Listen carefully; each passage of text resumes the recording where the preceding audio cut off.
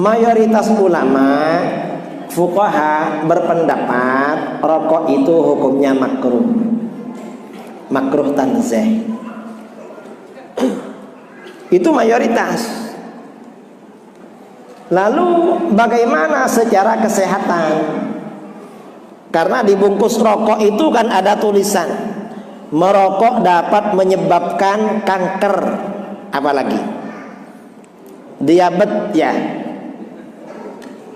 apalagi impoten dan macam-macam. Itu propaganda, nggak sungguhan. Itu propaganda Amerika. Mengapa propaganda Amerika? Dulu di Amerika ketika masih menjajah negara-negara Asia, minyak goreng dibuat dari kelapa sawit, sawitnya ngambil dari sini. Setelah negara-negara Asia merdeka, Amerika gak punya kelapa sawit, maka minyak goreng dibuat dari soya, dari kedelai. Akibatnya apa? Menyebabkan diabetes, darah tinggi, impoten dan lain sebagainya. Nah, pabrik minyak untuk menutupi ini yang dikambing hitamkan adalah rokok. Sebenarnya hanya kambing hitam itu. Rokok itu biasa-biasalah, nggak berbahaya seperti yang ada di bungkus rokok, enggak.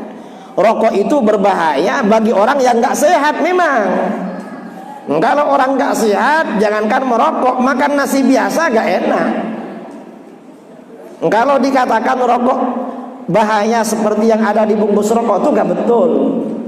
Orang Jepang lebih banyak yang merokok daripada orang Amerika. Tapi yang kena diabetes, ya, yang kena diabetes, impoten dan lain sebagainya lebih banyak orang Amerika daripada orang Jepang. Itu gak betul itu. Di bungkus rokok itu gak betul. Ini bukan karena saya perokok, saya gak merokok, tapi kita ini membicarakan apa adanya. Karena mayoritas ulama berfatwa rokok itu makruh, bukan haram. Ada yang tanya, apa manfaatnya rokok? Loh, kalau ingin tahu rokok dulu. Kalau sudah berokok baru tahu manfaatnya. Tapi menurut saya rokok tidak haram, makruh. Karena sebab-sebab keharaman gak ada di rokok itu. Dan manfaatnya ada. Di Universitas Brawijaya Malang sama Rumah Sakit Paru-Paru Jember ada rokok sehat. Ada rokok khusus orang yang kena asma. Itu obatnya rokokan, bisa sembuh itu.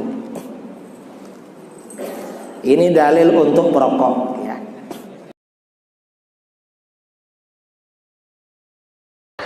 Zaka khirsun aktif.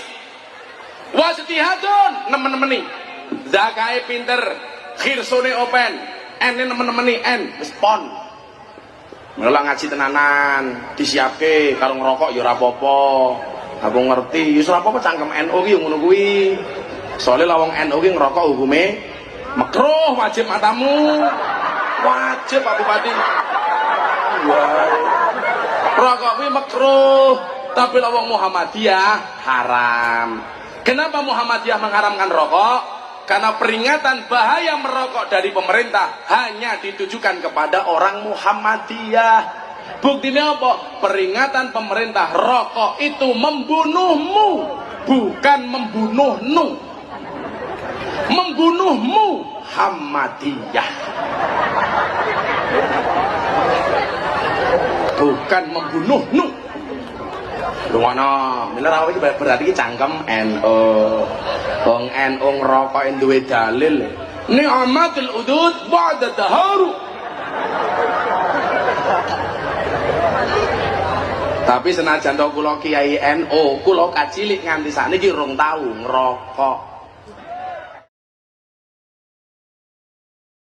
Ini kan berikutnya adalah mengenai, nah ini penting nih, merokok. Apa sih menurut Ustaz hukum merokok bagi umat Islam? Masih banyak nih ustaz-ustaz yang merokok. Saat saya kuliah di Al-Azhar Kairo, Mesir, muftinya namanya Syekh Nasr Farid Wasil.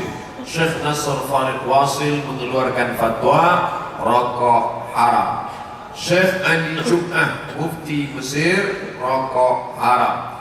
Mufti Saudi Arabia Syekh Abdul Aziz Ibnu Baz, rokok haram. Fatwa Muhammadiyah, rokok haram. Fatwa MUI, rokok haram bagi ibu hamil, ibu menyusui, laki-laki yang sakit, anak-anak. Adapun yang sehat, kata dia tidak sampai haram, makruh.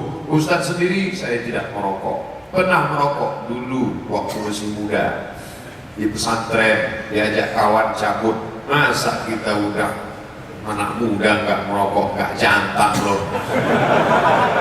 Tunjukkan merah. Begitu sudah merokok lewat kiai. Mana dia bisa lihat kita? Gak lama setelah itu mundur mobilnya.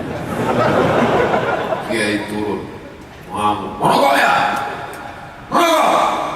Kawan saya satu ini orangnya pengecut. Merokok? Enggak. Ketika bilang enggak, itu asapnya keluar.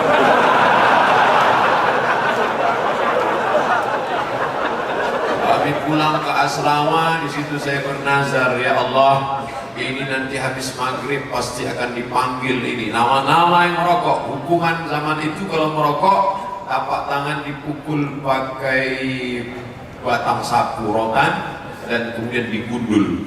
Ya Allah, sholat hajat 2 rakaat. Nanti kalau tolonglah lupa, buat kiai ini lupa. Kalau dia lupa, aku akan baca Yasin 3 kali dan aku berhenti merokok. Ketika habis sholat maghrib, nama-nama yang melanggar disiplin hari ini betul makbul doa.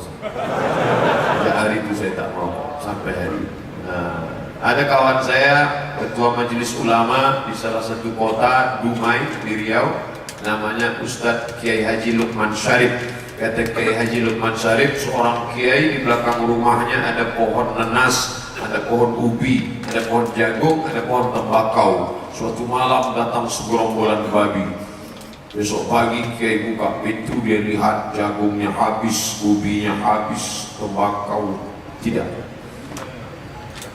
Ubi habis, jagung habis, buah-buahan habis dimakan babi. Hanya tembakau yang tidak disentuh babi. Ternyata dalam dunia babi pun tembakau haram.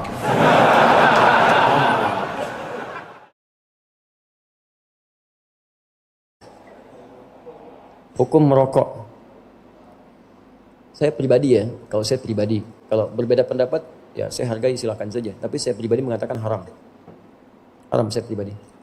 Kalau antum percaya dengan saya, ya antum tinggalkan rokok. Tinggalkan. Apa dalil yang menjadikan? Tolong sampaikan pada saya saja bukti, satu saja menguatkan pada saya, bahwa rokok itu bisa halal. Halal itu kan artinya nggak ada masalah. Hilal muskilah. Nggak ada masalahnya.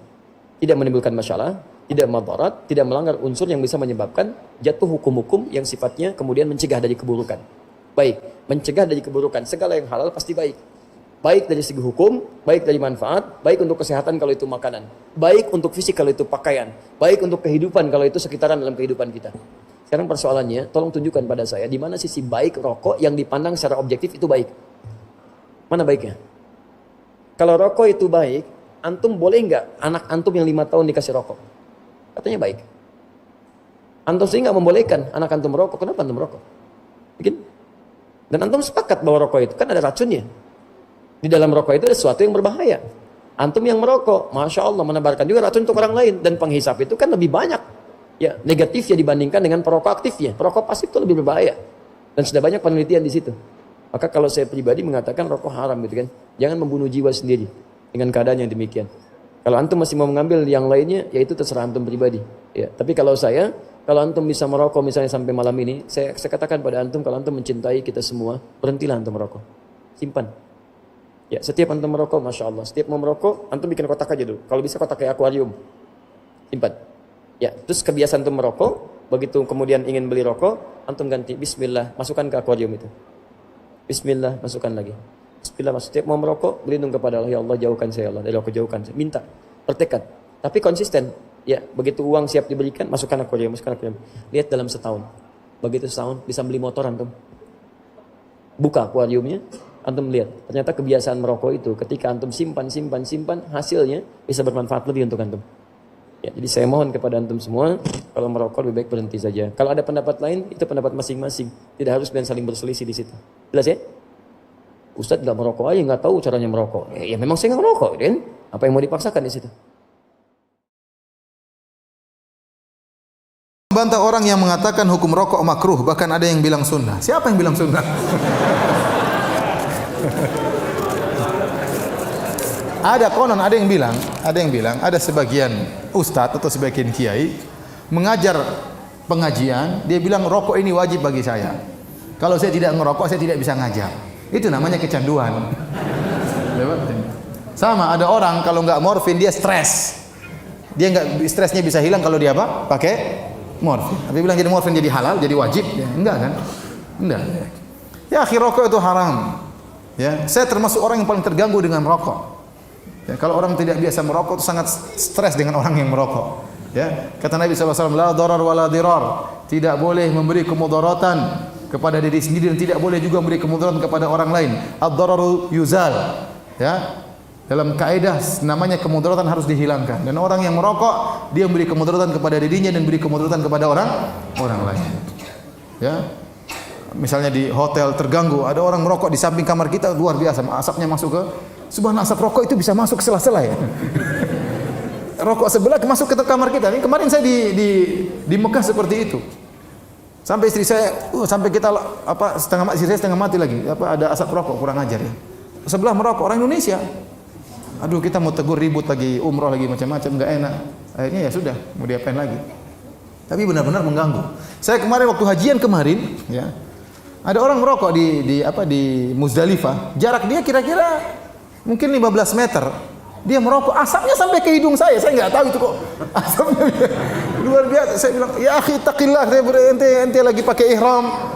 Berhenti ente." Enggak, akhirnya dia matikannya. Mengganggu, ya. Belum lagi kalau sholat kemudian mulutnya bau rokok. Waladhdallin, amin, PD-nya amin. Setengah meter sebelah kanan, setengah meter sebelah kiri. Ganggu orang ya. Yang paling menderita istrinya, kasihan. Ente kalau merokok yakinlah haram. Jangan ente bilang sunnah. Kalau ente yakin itu haram, suatu saat ente bisa meninggalkan. Berdoa kepada Allah supaya bisa meninggalkan. Tapi kalau itu sunnah. Ya gimana mau ditinggalkan sunnah? Dapat pahala merokok. Ini ngawur seperti ini. Apalagi wajib, bukan cuma sunnah. Hukumnya apa? Wajib. Saya sering sampaikan, rokok itu hukumnya haram, maka tidak ada orang yang merokok bilang apa? Bismillah. Enggak ada. Dan tidak ada orang setelah merokok bilang alhamdulillah. Enggak ada. Karena hati dia enggak enak sama malaikat. Masa merokok bilang apa? Bismillah.